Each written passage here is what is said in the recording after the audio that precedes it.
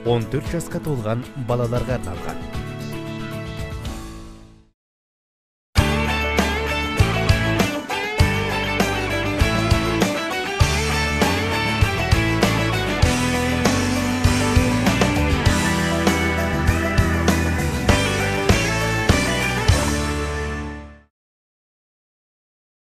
Ассалаумағалейкум ардақты ағайын. Апта бедерінде сан түрлі жаңалықтар әлемде, елімізде орын алғаны сөзсіз. Сол жаңалықтар біздің студияда талқылауға тұрарлық. Армысыздар.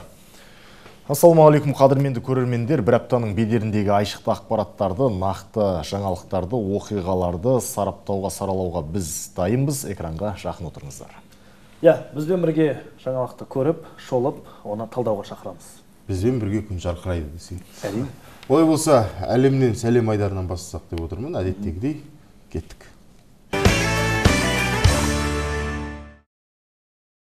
Жалпы әлемде қандай жаңалықтар бар? Енді нәбір жаңалықты айтып өткізбеске болмас деп ойлаймын. Қазір енді бүкіл әлем әлі болса да осы тәж ауруменен, вирусменен күресіп жатқан рас. Соның бедерінде мына еуропалықтар жаңағыдай таблетка түріндегі Pfizer вакцинасының қолдануына рұқсат беріпті деп хабарлап отыр. Тенгринюс KZ сайты MI деген арнайы ақпараттық порталға жүгініп дейді. Енді яғни бұл біздің жаңағыдай иықтан салып жатқан вакцинаның таблетка түрі шығып жатыр бұл. Сумен ішеміз ғой сонда. Сумен ішеміз. Осыдан осы қанша бағдарлама бұрын осындай бір әңгіме қозғап едік естеріңізде? Біз ана Өзбекстандағы қызанаққа енгізіліп жатқанын айтқанбыз. Тамақпен бірге жейді. Тамақпен бірге жейді. Біздің идея жайымен де барып жатыр сояққа. Демек бізді Европада көреді деген сөз. Біздің бағдарламаның ықпалы ғой барлығы. Ықпалы болып отыр ғой. Европа көріп тұр, Европа туған туыстарымыз сәлем жолдайық сол жақтағы. Жалпы әлемде мықты брендтік компаниялардың рейтингі шыққан ғой, 500 компанияның. Соның ішінде бірінші орынға Apple компаниясы ие болыпты, екінші орынға Amazon, үшінші орынға Google кіріпті. Каспий деп айтса, қуанып кетейін деп отыр. Жоқ, қазақстандық бірде-бір компания жоқ екен, бірақ ресейлік бізге жақын Лукойл, Сбербанк және Газпром енген екен.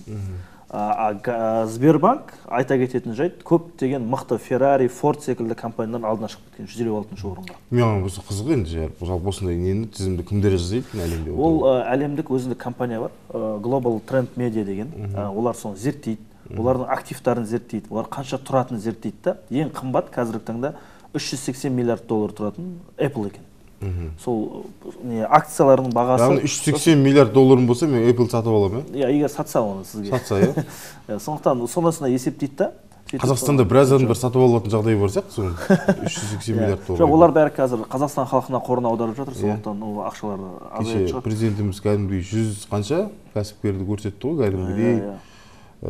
Осы уақытқа дейін елдің біраз жақсы нелерін алып жатқан. Сіз соңғы кезде қатты саяси сауатты болып кетіпсіз. Өте тамаша, ол жақсылықтың нышаны. Енді тағы да бір әлемдік жаңалық деп айтуға болады. Бүкіл төрткүл дүние көз тіккен, байрақты бәсеке, қысқы олимпиада, аға олимпиада деп айтып жатамыз қазақшалап. Бейжіңде, Қытай елінде басталғалы жатыр, осы бір аптадан кейін басталады. Жалпы ол жерде 7 спорт түрі бойынша 109 медаль сарапқа түседі екен. Біздің енді жалпы 87 жолдаманы жеңіп алыппыз, біздің еліміз. Оның ішінде 34 спортшы, 87 жолдама бойынша біздің елдің намысын қорғайтын болады деп жазылған екен. Енді бұның ішінде көптеген спортшылар айтып отыруға былайынша уақыт көп керек, бірақ дей тұрғанмен туымызды ұстап шығатын Абзал Әжіғалиев пен конькимен жүгіруден 4 құрлық чемпионы Екатерина Айдова дейді. Президент туды табыстады ғой. Президент туды арнайы табыстады. Арнайы өздерінің күшті киімдері тігілді, дизайнерлық. Енді жалпы осы аға олимпиадада, құдай қалса, барлық біздің спортшыларға жеңіс тілейміз. Енді қателеспесем 2014 жылы Сочи олимпиадасында біз бірақ медальмен қайтқан болатынбыз. Сочи олимпиадасында ол медальді алып келген адам бізде осы марқұм Денис Тен болатын. Осы аға олимпиадада бізде үмітіміз көп, осы Абзал Әжіғалиевтен де үмітіміз көп, өйткені сол Сочи олимпиадасында өте үлкен деңгей көрсеткен, бірінші олимпиадасы екен ол жігіттің.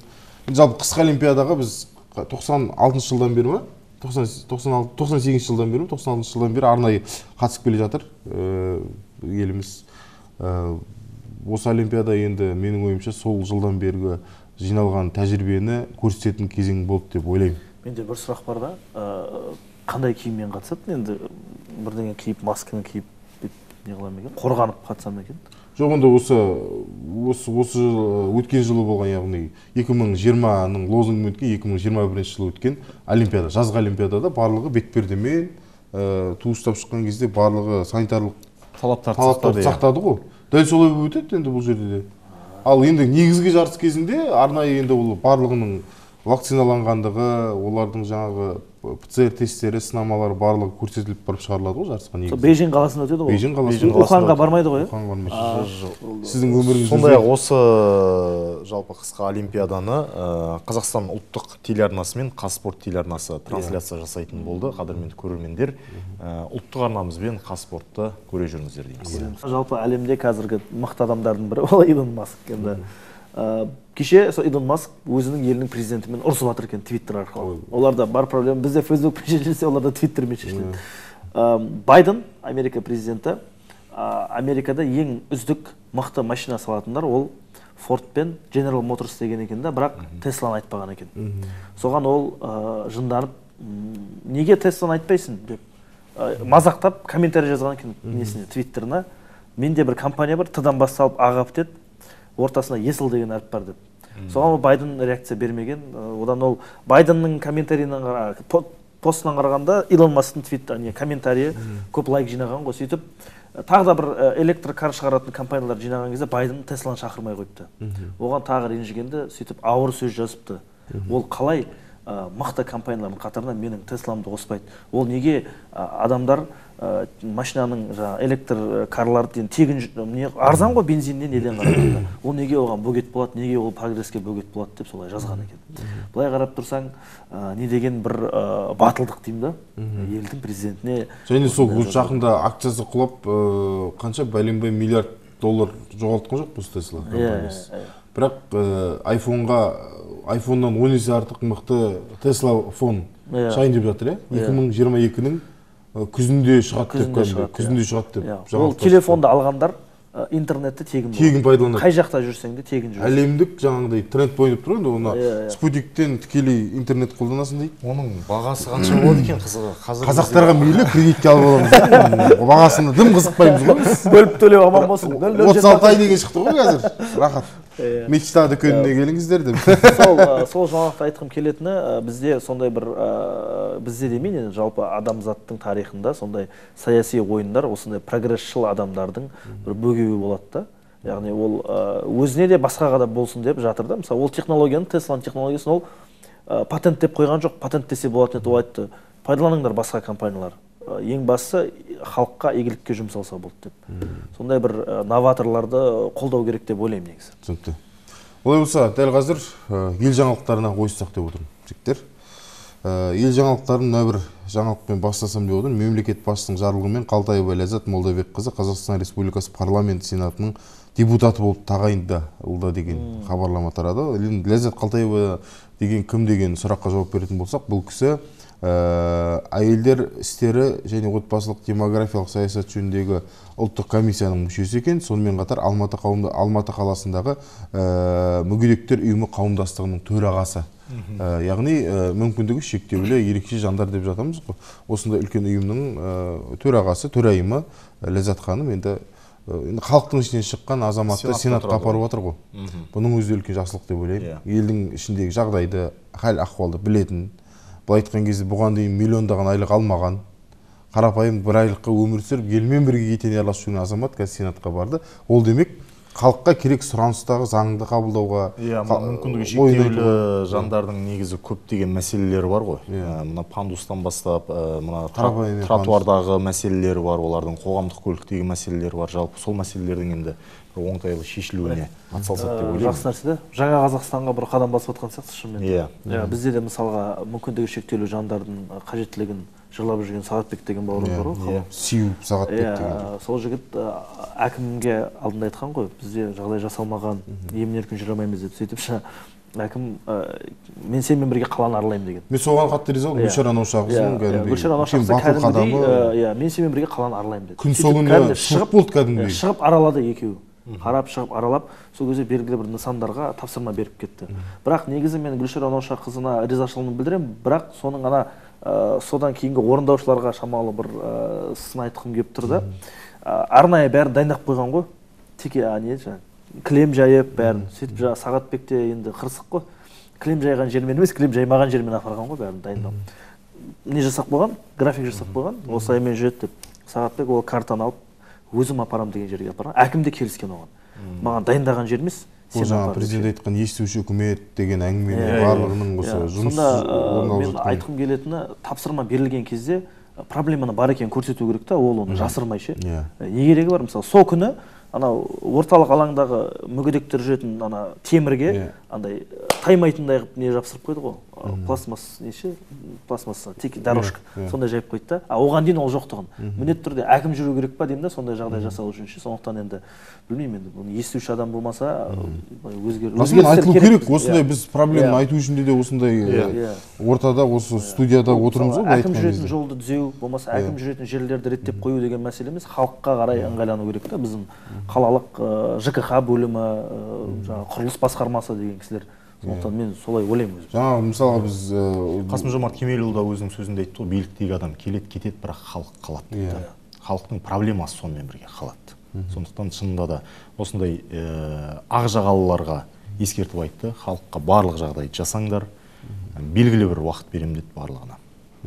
Кеше Қанды қаңтар оқиғасында араңдалып кеткен, яғни жетекке еріп кеткен жастар көп болды. Енді бізде көбінде мынандай нәрсе ғой, енді бір нәрсе болады, содан кейін артынша біз зерттей бастаймыз да, неге болды екен деп. Мысалға, белгілі бір жерде адамды қақып кеткеннен кейін біз сол жерге жаңағы жататын полицеймен сол жерге біз сосын жаңағы жаяу жүргіншінің жолағын сыза бастаймыз ше. Сондықтан кешеде қырғынның барысында қанша жастар артынан еріп кетті, арандатушылардың ше, провокацияға беріліп. Енді кеше сондай нәрселердің алдын алу мақсатында, сондай ниет санатында деген жастар бар, я оқуда жоқ, я жұмыста жоқ, я семинарда жоқ деген сияқты. Сондай жастармен жұмыс жасайтын арнайы орындар бар. Енді кеше Қызылорда облысында жастар ресурстық орталығының жанынан жастар кеңесі құрылды. Жастар мәселелері бойынша кеңес құрылды. Оның төрағасы болып облыстық мәслихат депутаты Мағжан Ералиев сайланды. Сол жерде кеңестің аудандардан жастар келді, қатыса алмағандар Zoom арқылы қатысты. Біраз мәселе айтылды да. Сол кезде мысалға облыстық деңгейде шешілетін мәселе айтылды, республикалық деңгейде шешілетін мәселе айтылды. Енді республикалық деңгейде шешілетін мәселе ол ниет санатындағы жастарды анықтау. Онымен қатар жастар арасында ажырасу көп. Сосын көптеген Серікхан Жүзеев деген жігіт бар. Сол жігіттің айтқан мәселесі ол Мылқау, сосын Саңырау жастар бар ғой. Олар мысалға бізде бір ғана оқу орны бар екен, оларды дайындайтын. Сурда аударма деген сияқты сөйтіп дайындап, оларды 11-ші класты бітіртпей 9-ші класстан кейін ыңғайлайды екен оқудан шығаруға. Олар барып колледжге барып, өздерінің квотасы бар ғой, мүгедектік 3-ші топқа жатады екен да, сондай мүгедектік квотамен грант алады екен да, басымдылық болады. Сөйтіп тапсырып грант алып, ол колледжге барып отырады дейді артында. Отырады да қояды, болды, оған тиіспейді, Мылқау ғой, құлақ естімейді ғой, тиіспейді, оған колледжде арнайы мамандар да жоқ қой, сурды аудармамен үйрететін мысалға, шыны керек. Сөйтіп ол жаңағы білімін алып, дипломын алып, оны ешкімге жұмысқа алмайды. Мысалы, кімге, мысалы, белгілі мамандық бітіреді, оны жұмысқа сөйлейтін. Яғни қоғамнан оқшауланып қалады. Қоғамнан оқшауланған сондай жастар көбінде сол кеше Алматыда, Нұр-Сұлтан қаласында болған сондай нелерде сондай адамдар көбірек жүреді екен дейді. Жалпы негізі мына біздегі жастардың көбісі қазір потерянное поколение дей ма? Жоғалған ұрпақ. Z ұрпақ. Z ұрпақ, жоғалған ұрпақтарды біз шында да бізден кейінгі буындарды, мына 2000 жылдан кейінгі буындарды айтсақ болады ғой, сондай ұрпақ деп. Өйткені шында да біз мына отансүйгіштік мәселесінде, жалпы отбасы мәселесінде солардың осы бұрынғы жасы, мысалы Совет үкіметінің кезінде жастарға ең бірінші құндылығың не деген кезде олар ең бірінші отан мәселесін айтатын болған. Кезіндегі екінші дүниежүзілік соғыста мысалға қаншама жастар 16-17-дегі жастар өздерінің жастарын 18-демін деп көрсетіп соғысқа дейін сұранып кеткен. Өйткені ауылда әншейін тылда жұмыс істеп жүрудің өзі олар үшін бір өліммен тең болған, намыс болған. Сондай бір тәрбиелер негізі қазіргі біздің қоғамымызға керек. қазіргі идеологияның көрінісі кішкентай балдардан білуге болады ше. Иә.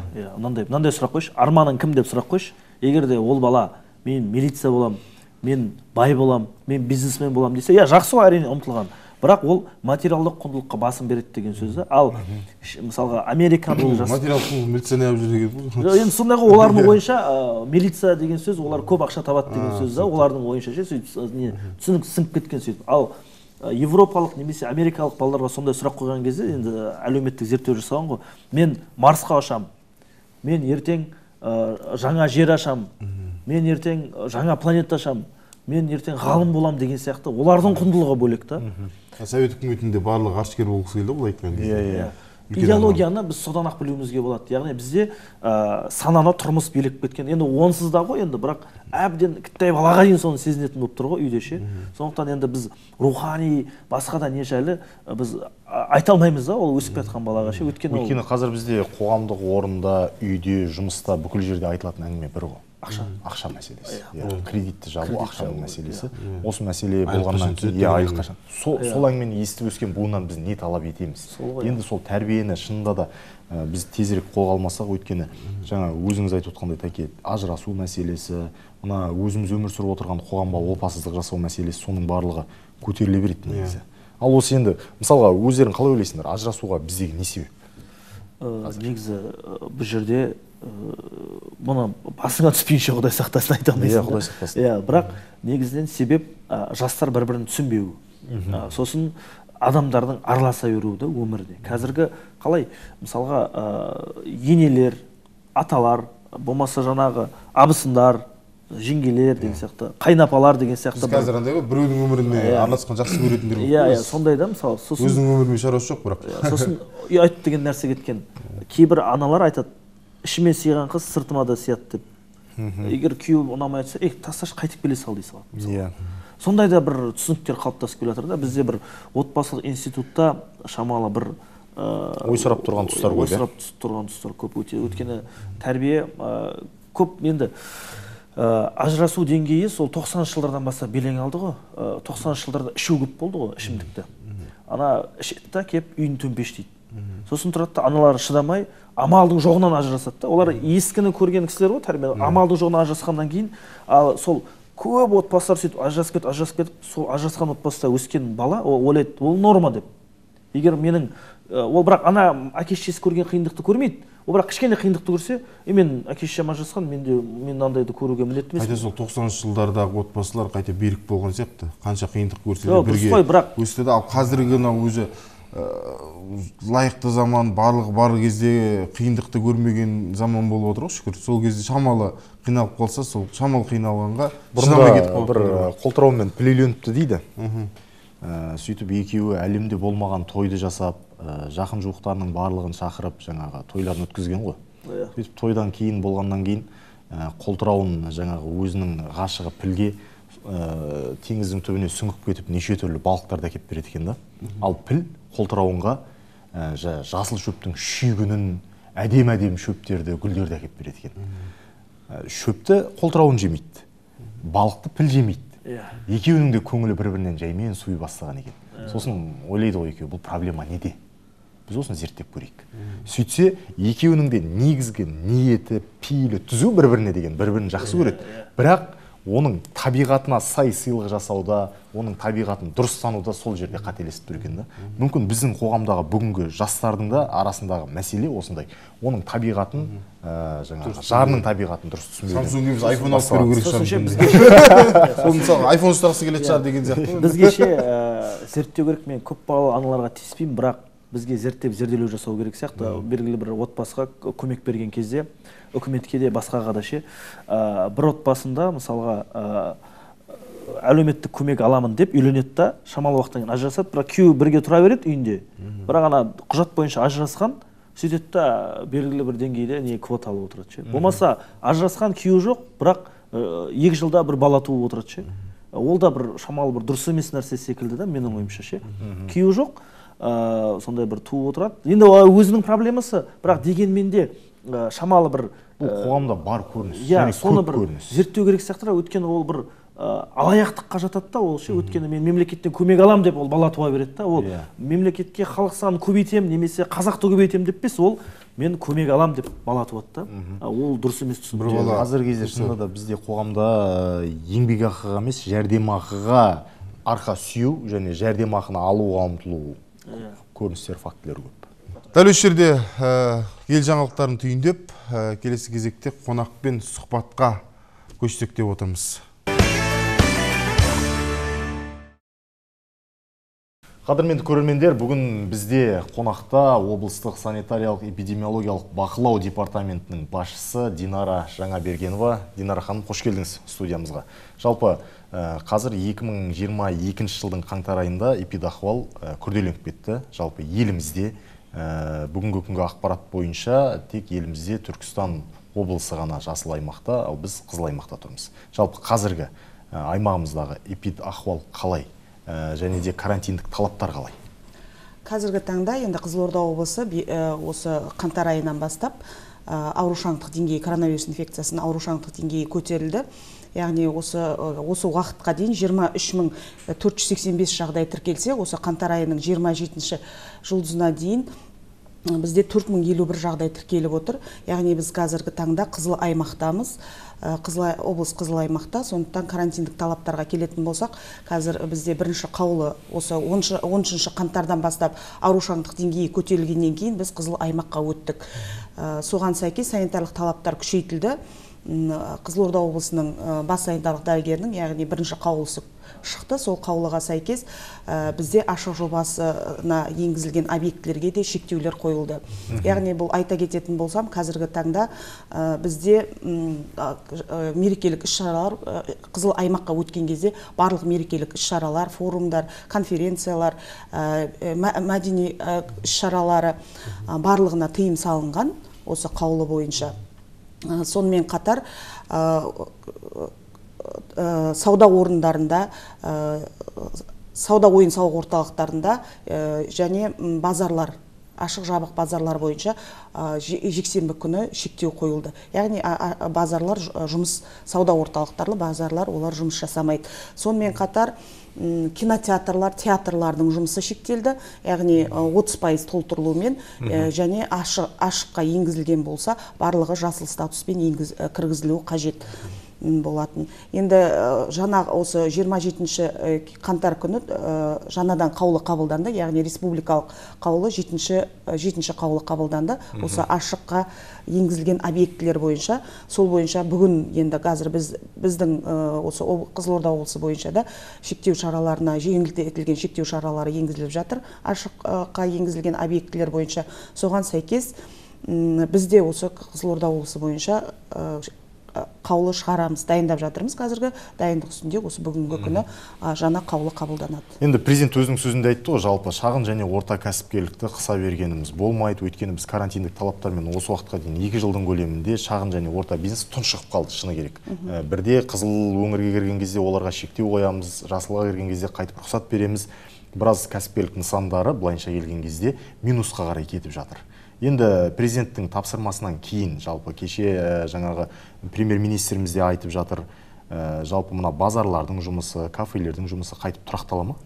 Дұрыс айтасыз, осы президентіміздің айтқан тапсырмасына сәйкес, осы 27-ші қаңтарда кеше күні 7-ші қаулы шықты деп айтып отырмын ғой. Осы 7-ші қаулыға сәйкес бізде шектеу шаралары бойынша мерекелік іс-шаралар жасыл статуспен жасыл аймақта барлығы жұмыс жасайды.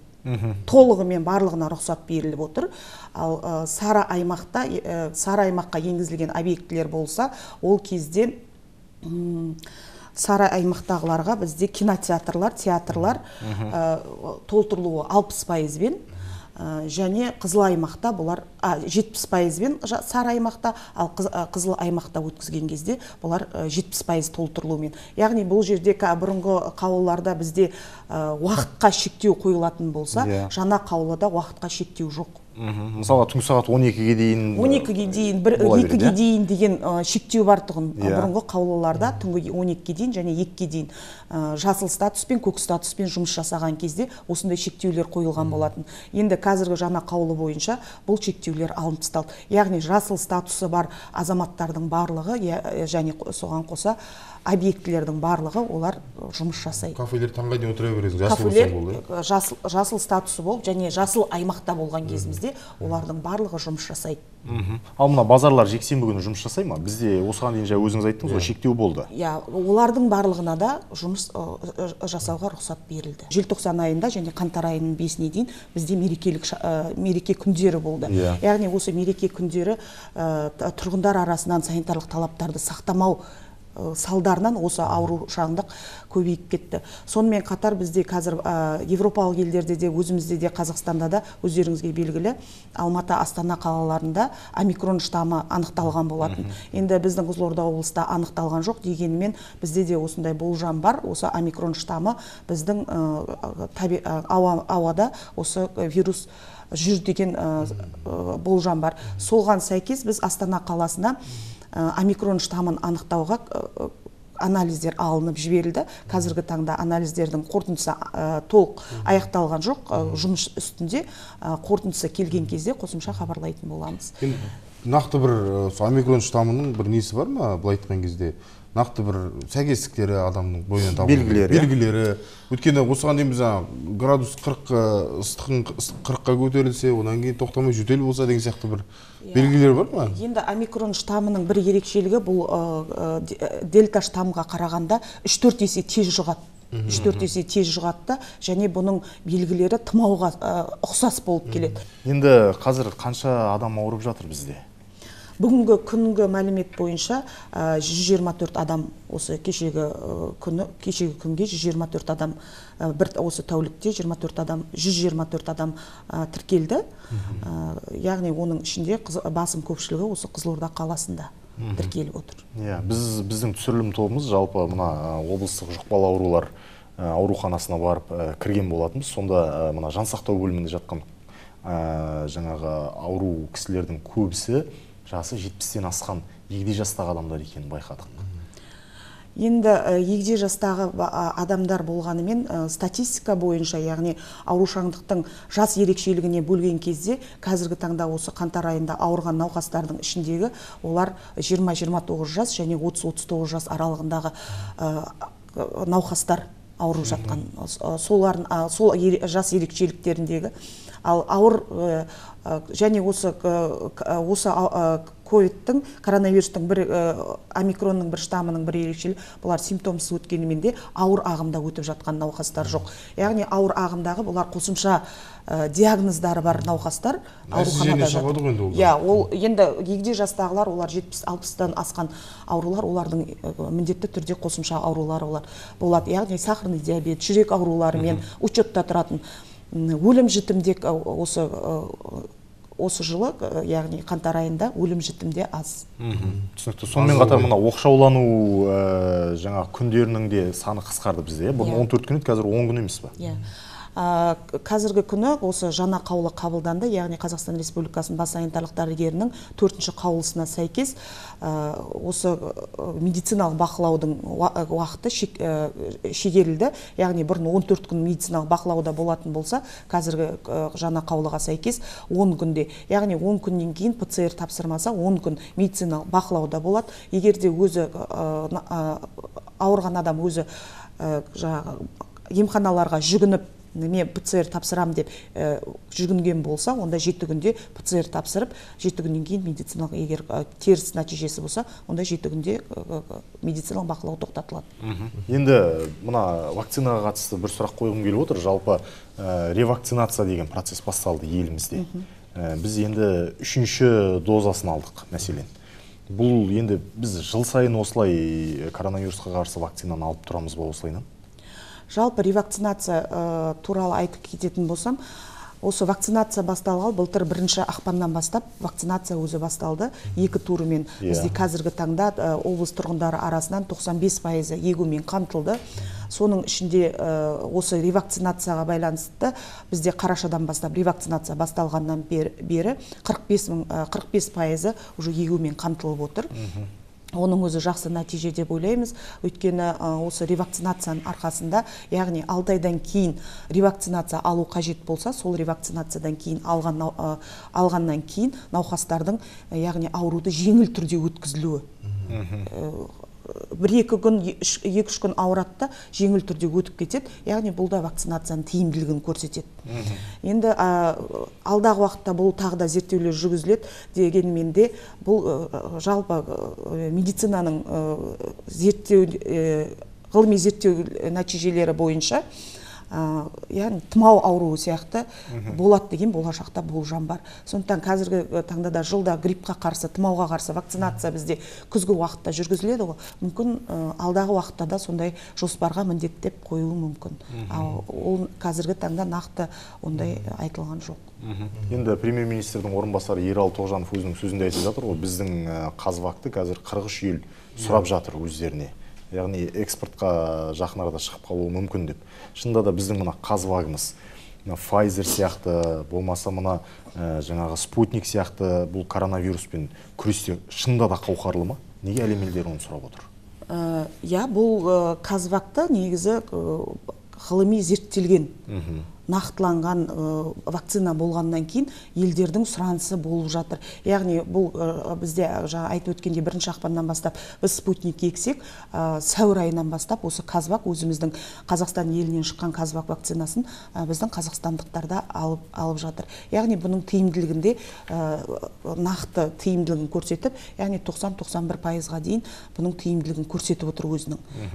Қазвак вакцинасын салғаннан кейін аурушаңдық деңгейінің төмендегенін барлық зерттеулердің қорытындысымен осы қазвакты басқа елдерде сұраныс көбейіп жатыр. Енді әлемдік денсаулық сақтау ұйымы болжам беріп отыр ғой, 2024-ке дейін, 2025-ке дейін осы коронавирус бізден кетпейді деп. Енді біздің Қазақстандағы жағдайы әлеммен бірдей бола ма? Әлде қалай? Болжам қалай жалпы? Жалпы айта кететін болсақ, барлық елдерде бұл коронавирус инфекциясы дәл сондай болжам жасап отыр. Енді біздің елдің азаматтары да шет елге шығатын болғаннан кейін, біздің азаматтар да шет елге көп шығады, бір-бірімен шет елдермен қарым-қатынас болады деген сияқты. Сондықтан бұл болжамда біздің елге де келу тоқтау, енді бұл жолы тоқтап толығымен коронавирус инфекциясы жойылып кетеді деп айта алмаймыз. Дегенмен де осы вакцинацияның тиімділігінің арқасында коронавирусқа әрі қарай жойылуына қол жетеміз деп ойлаймыз. Енді бізде қоғамда бір пікір болса, оған міндетті түрде кері пікір болады. Ол заңдылықта. Енді мысалға біз енді өз еркімізбен вакцинация алдық, оған ешкімнің бір несі жоқ, бірақ антиваксерлер бар. Оларға қандай бір дәлелдер немесе бір олармен қалай жұмыс жасайсыздар? Біз антиваксерлармен негізі осындай түсіндірме жұмыстарын жүргіземіз. Яғни аурушаңдық деңгейінің осы көрсеткішін көрсетіп, бізде осындай жағдай тіркелгеннен кейін, вакцина алғаннан кейін қанша пайызға азайғандығы туралы толық ақпарат береміз. Өйткені барлық тіркелген аурулардың барлығына анализ жасалынып отырады. Яғни оның жас ерекшеліктеріне, аурушаңдықтың қандай этапта өтіп жатқаны, қандай белгілерімен өтіп жатқаны өздеріңізге белгілі. Осы бірінші коронавирус шыққан кезде, вакцинация болмаған кезінде де, вакцина болмаған жағдай кезінде қаншама өлім-жітім жағдайлары тіркелді.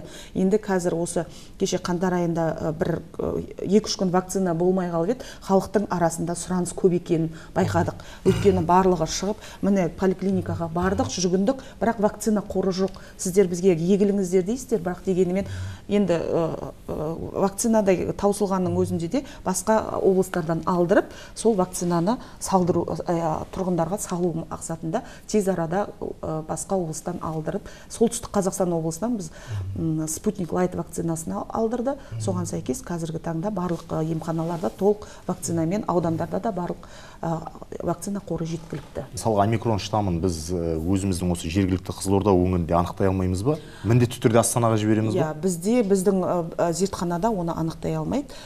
Референс лаборатория ол Астана қаласында, сол референс лабораторияда Астанада анықтайды.